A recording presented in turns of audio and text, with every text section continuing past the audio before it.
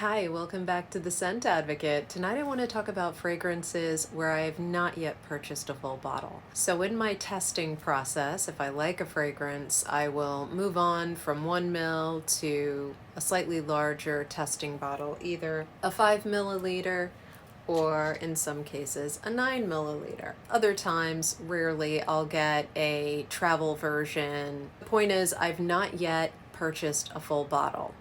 I've paused. I've done that for various reasons. Very often, it has to do with a fragrance in my collection that I think is similar, perhaps too similar to justify the spend on the full bottle of the fragrance I'm testing. And sometimes it's not a very close comparison, but it's close enough. And then another theme I want to focus on as we talk tonight is I feel guilty if I buy a fragrance that I don't think is singular and that I don't love. And that's part of why I usually only say positive things about the fragrances I'm discussing. I mean, there are some caveats sometimes, but for the most part, I only say positive things, and that's because I only have full bottles in my collection that I love. There may be a couple. I think I talked a few videos back about the arrival of the order came late, and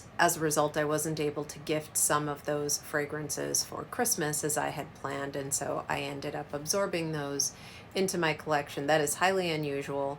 It has only happened once ever, and it happened to be this most recent Christmas. So that's definitely not a theme. I know that there are some folks out there who will take a leap of faith, buy a fragrance, and they will end up rehoming it because it just doesn't work for them. That's very rare for me. I usually don't endeavor into the purchase unless I'm really sure I want it. And I don't just want it, I want to live in it. I absolutely love this thing. I mean, it's kind of interesting. I go through my collection and I truly love every single one of the fragrances. Absolutely love them. So I want to talk tonight about those that I've tested that I have not added to my collection because for various reasons I don't love them, or I've not yet gotten comfortable with buying them, perhaps because of the price point. In other instances, they're just too similar to fragrances I have in my collection, and I don't feel like it's the right thing to do. I do feel with some fragrances being as expensive as they are that there are other things I should be doing with that money. I've never put myself in a negative or my family in a negative financial position because of fragrance. It's not bad to pause and think about what you're doing. I think everyone should. That's what I do. So I want to talk a little bit about that tonight and instances where I've paused before taking the next step. So let's jump right into it. The first fragrance I want to talk about where I've paused is Oligarch by Roja Parfums. Oligarch is an amazing fragrance that I've been considering buying for probably a year at this point. And I've stepped up from the 1 ml to the 5 ml, and that wasn't inexpensive. I really love it. It's a beautiful fragrance. It's intriguing how every time I smell it, I smell something different, both on the paper and on my skin. The fear I have is that for me, the price point on this fragrance is steep. Although I have loved it every time I've smelled it, I've loved it for different reasons, and it really has been a different experience. Literally every day on which I've smelled it, I get something different. What if after I buy it, I spray it and I get something different, but I don't love what I'm getting and I've spent a lot of money on it? That's been a concern. The other concern is I'm not sure the status of Oligarch. I've read that it's been discontinued. I've read that it's not been discontinued. I've read that it's been reissued under a different name. So I don't know the status. If I find out before I publish this video, I'll put it in the notes, but if I were to go to the secondary market for it and obtain it that way, which I would do if I loved a fragrance and it was a trusted source, I would definitely consider that. I would have to look at batch codes and do a lot of research that I would like to think I would be good at doing, but I'm not positive. At that price point, it's definitely steep for me. I want to be sure. I want to be 100% sure. It's a beautiful fougere. I get more barbershop today than I've ever gotten before. The first time I smelled Oligarch, I got orange, like a mimosa really, with a little bit of oak moss in there. And if you watch the channel, you know I adore oak moss. And I love the house, but I smelled it again, and I tend to test more frequently and for a longer period of time if the fragrance is expensive for my budget. And so with this, I did because it is expensive for my budget. And I just really like it a lot, but I'm not there. And when I think about what this would cost me, I recognize that there are other fragrances where I am sure that I would rather obtain the bottle, or something else entirely that I would rather spend the money on. I do have other Roja fragrances that I adore and I wear all the time. They're right here. So I've got Sweetie Oud, I've got Diaghilev, and Manhattan. Love them. They're beautiful. And for me, they were worth the spend. But this one, I'm not there yet. Beautiful stuff. Oligarch by Roja. The next fragrance is also from the house of Roja Dove, and it is Britannia. I also have a 5 ml of this fragrance, and I've been testing it for a while. Probably close to a year. Fell in love with it, wanted to buy it, saw the price, and I pressed pause. Smelling it today, I love it more than ever. But similar to Oligarch, I've tested this so many times. And what's wonderful about it is that it changes. Maybe there is something to maceration. I say that with some frequency. Let me know in the comments what you think. Does that stuff really work? I mean, it seems to be working. It's highly unlikely that, I'm having some weird body chemistry moment every single time I test this fragrance. My other fragrances don't do that. Today, this is presenting to me as a strong iris.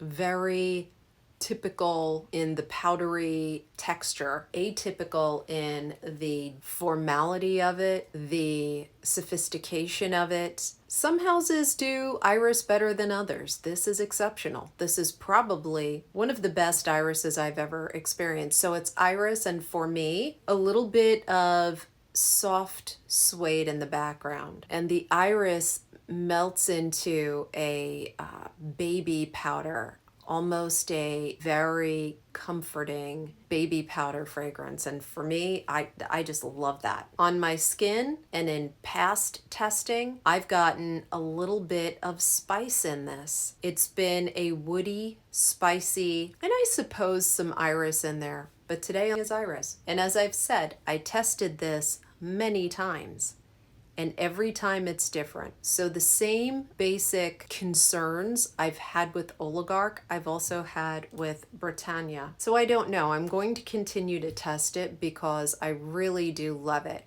Tonight, between the two, if I had to pick, I'm picking Britannia. Oligarch, by the way, is changing to include a bit of wood in the background. A hardwood, like an oak, I think. And so far, Britannia is just a very powdery, beautiful iris with a little bit of leather to give it some strength. Gorgeous. I can't get there. I also have a lot of iris fragrances in my collection, and I try to make sure that they are unique in their expression of iris, because what I really don't like is realizing I have fragrances that are too similar. And it has happened, but I think just once. And it was an accident. It was where I ended up absorbing a fragrance that I intended to give to someone else for Christmas this year. And that's okay. It's not a frequent thing, but it does bother me. I want each fragrance in the collection to stand alone and be its own experience. I don't want there to be any material overlap. Anyway, Britannia by Roja Dove. Next is Tuxedo by YSL. I've been testing this fragrance for quite a while too, and I moved up from 1 ml to 5 ml, and I think that was a good thing. I think about the fragrance quite a bit, and I've contemplated buying it many times. I think the price point for my budget is steep. Therefore, I'm carefully considering whether I love it enough to buy it. It isn't too similar to other leathers I have in my collection, and for me, this is a very leather forward fragrance. It leans masculine, which I love. I shared it with my husband, and he prefers other leathers more than this. So I wouldn't get it for him. This would have to be for me. He tends to stick to a few and isn't really interested in moving beyond those. I like a variety, obviously. This also reminds me a little bit of a cologne, a popular cologne from the late 80s that guys in high school that I knew used to wear. I can't remember exactly which it is. I think it may have been Polo, but I'm not positive. And I think there might have been several flankers for Polo. And, again, I just cannot remember. But it's definitely got that going on in the background. That classic 80s, I don't know, it's got something else in there. And when I think of it, I'll put it in the notes. But until I do, it's got me riding the fence. I just don't know if I love this enough to spend that much on it. And so I won't. I like it a lot. Tuxedo. I like quite a few YSL fragrances. So I just haven't gone there. I think the price point has had me troubled given the amount of love that I had for the fragrance. And that's where I am with Tuxedo. So I have not yet pulled the trigger. I don't know where I'll land with this. Maybe I'll get it as a gift. Maybe I won't. But wonderful, wonderful stuff. But I haven't been moved to buy it. Tuxedo by YSL. Next is another YSL. This one is Rouge Velour. Graduated again from a 1 ml to a 5 ml. I'm glad I did. This is a beautiful spring rose with maybe a nice sandalwood in the background. It's got a feminine, almost a vintage, not vintage, classic is the word. Yes, classic floral feel. But I don't care for florals. This could be an exception, but I don't think so.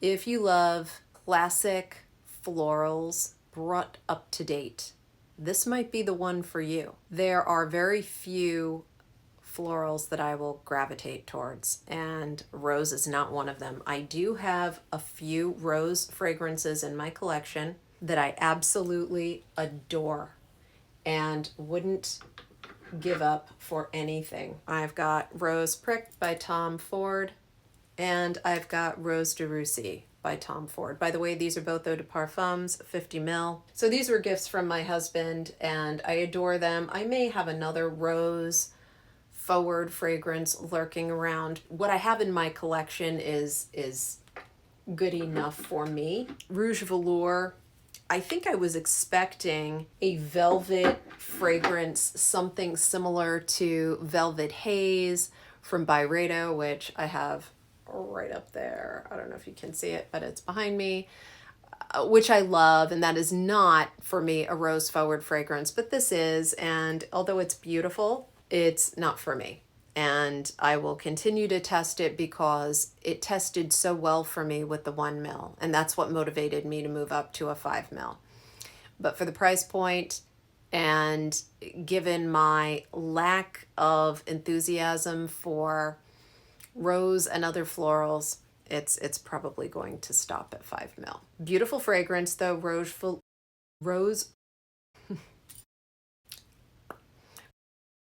Beautiful fragrance though, Rose Velour.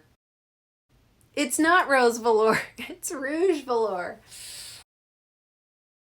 Rouge Velour by YSL.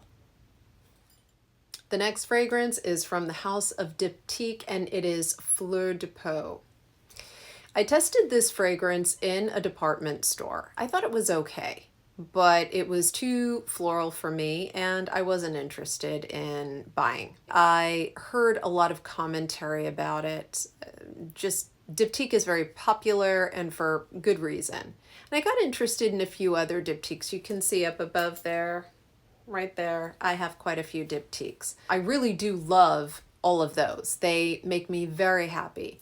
But this one, I really wasn't interested, and I happened to hear more about it, and I got intrigued, so I got a tester. The tester performed well for me, so I thought I'd move up to a larger tester, a 5 mil, and I like it. I like it a lot. I'm not sure I like it enough to buy it. The other thing is, it, like the Roja fragrances I've talked about this evening, presents differently for me every time I smell it. And while that is wonderfully charming and interesting, at this price point, for my budget, I want consistency. I want to know I'm not going to buy the full bottle, use it, and have it be something I don't want to ever wear. That's not where I'm going for this collection. There's no room for that. This dries down much less floral than it first presents, including on my skin. However, it becomes too intimate a scent for me. It doesn't give me enough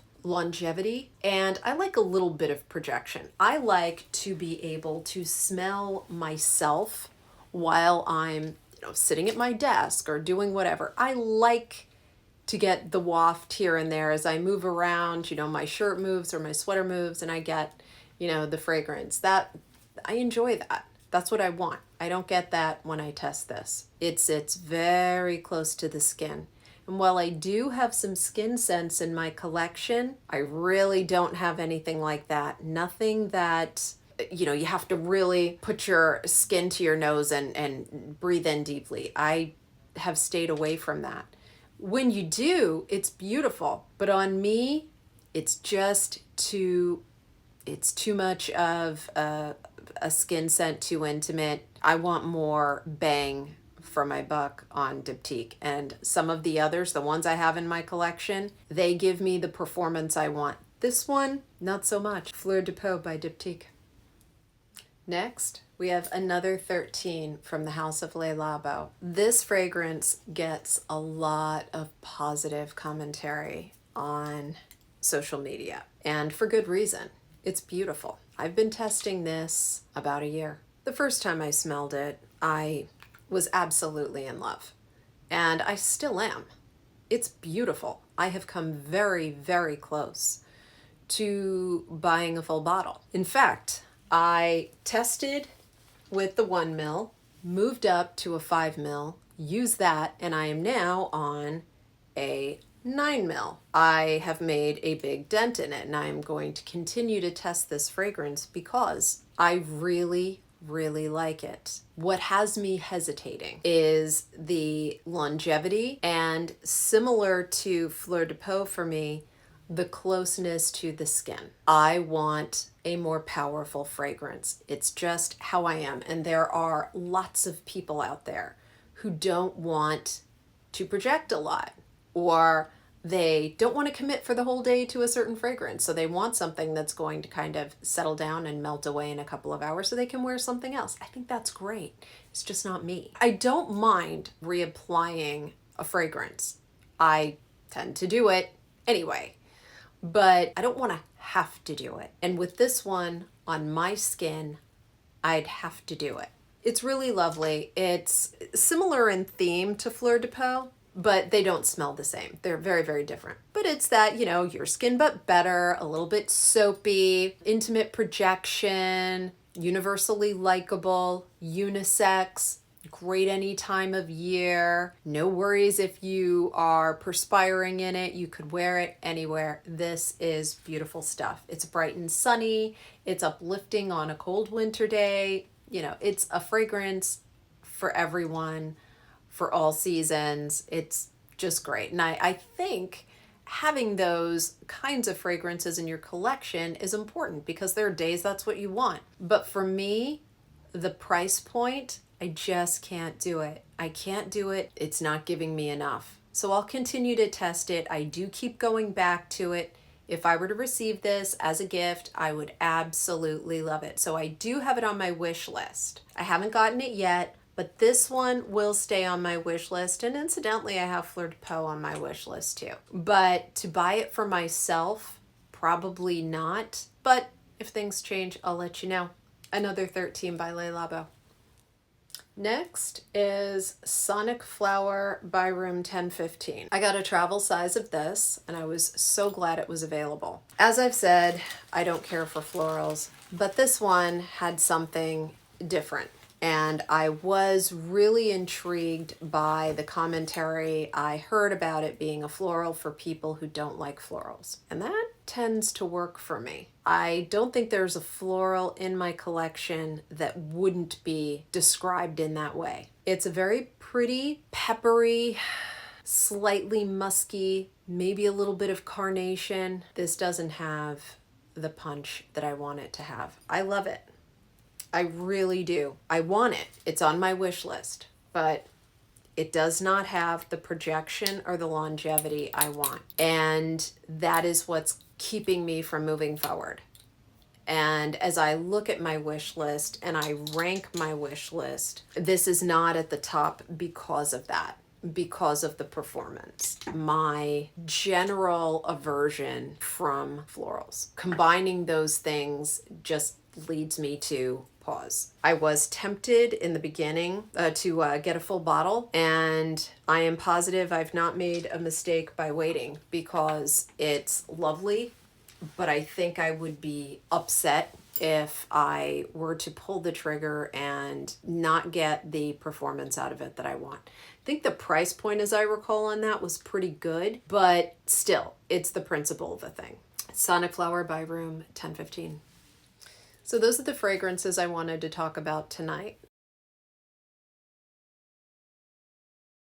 Going to the theme of spending. I work hard for my money, as I'm sure you all do. It bothers me when I don't get exactly what I want when I buy something. That is why I love to listen to influencers and I really enjoy their take on fragrances. But I have never and I will never buy a fragrance because someone else likes it. That is something that may spark my interest in testing it, but I would never let that alone motivate me to buy a fragrance. Yeah, I mean, to me, even if it's over $10, like I would not want to have spent $10 on a fragrance that I bought exclusively because someone I like watching on YouTube says it's a great fragrance and that I should buy it. I'm also aware that influencers are paid in some instances, not all, but in some instances they are compensated in a number of ways for saying what they say. And that's fine. You know, as long as everyone knows that, as long as everyone gets it, no big deal. When I remember that and I give it some thought, and I consider how hard I work for my money and the other things I could buy with it that are far more important than fragrance, it's a showstopper for me. And so when I see videos out there about people who struggle with buying more than they would like to buy, or they have buyer's remorse, I think it's important to go through those mental steps. Why am I buying this? Am I buying this because I love it and I don't just love it today?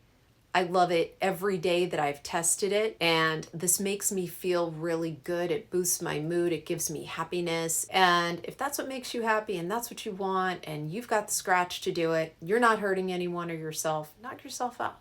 Absolutely. You know, you do you. But if you're buying for other reasons, if you're trying to fill a hole, if your purchase is something that you think you will regret, either right after you buy it or whenever it is you tend to regret purchases, don't do it. You can always do it tomorrow or the next day or the next week. You can ask someone to gift it to you. You can get a sample size and play with that for a while before you commit. There are lots of other options, especially if you feel you're being influenced in a way that, you know, perhaps under other circumstances you wouldn't be vulnerable to. Now, I am no medical or psychological doctor, okay? And I am not giving any kind of medical or psychological or any other kind of advice. But I am saying that what helps me to avoid buyer's remorse for my collection is my certainty, number one, that there is nothing of necessity that I'm sacrificing to make that purchase. Number two, that I'm absolutely sure I love it. I don't like it, I love it. I may one day turn this camera and show you the number of samples I have, about half of which have been free, or smaller testing bottles that are larger than 1 ml. So that to me is nominal for my budget.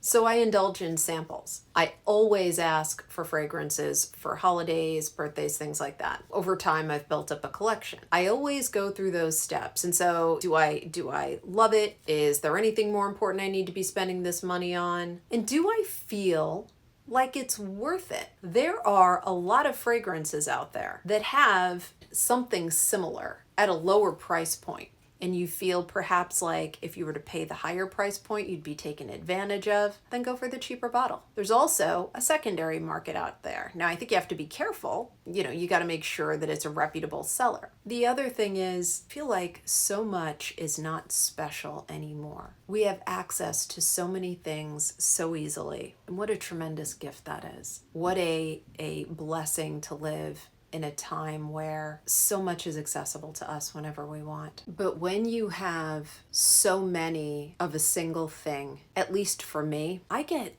like choice fatigue. I think that's a term. I don't know which to choose. And then it bothers me. Why do I have so many that I can't decide? Why did I do that? Oh my God, what did I do? And so with fragrance, I don't want to have multiple similar fragrances. That's why I don't buy backup bottles. Some people do. Some people go through fragrances a lot quicker than I do, and maybe that's why they do it. And if that's the case and that makes them happy, and my motto is, if you're not hurting yourself or anybody else, who am I to judge? But for me, no way. So where am I going with all this? I guess what I'm trying to say is, in these possibly tight financial times, talking about fragrance, I think a lot before I spend. I am glad I do. It makes me happier to know that I've carefully contemplated a purchase. And so that's what I was trying to show with this video. Do you do the same thing? Am I overthinking it? Let me know in the comments. And if you haven't subscribed, please consider doing so. I would love to build up the channel, and I am so grateful for those of you who've subscribed and who give me feedback. It's absolutely wonderful. It makes my day. I'd love to have more of it. So let me know what you think. If you like the video, give me a like and come back, and we'll talk again soon. Thanks. Bye.